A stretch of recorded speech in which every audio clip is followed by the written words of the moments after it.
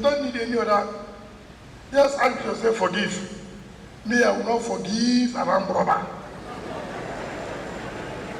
I'm here saying it. If I see an armed robber with gun, I will not give you opportunity. But if you say he did not vote for us, you know what is that? Everybody must not vote for us. That one is forgivable. But I saw you with gun to kill me. He said, I will forgive you. Pastor, that prayer, I will not say amen to that prayer. I will not say amen.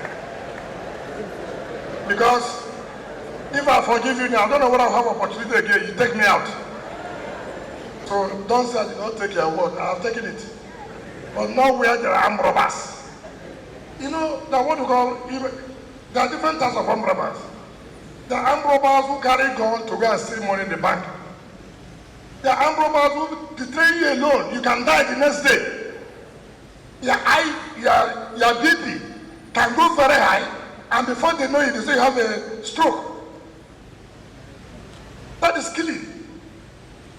Somebody to betray you where your BP can go up, and then you get a stroke.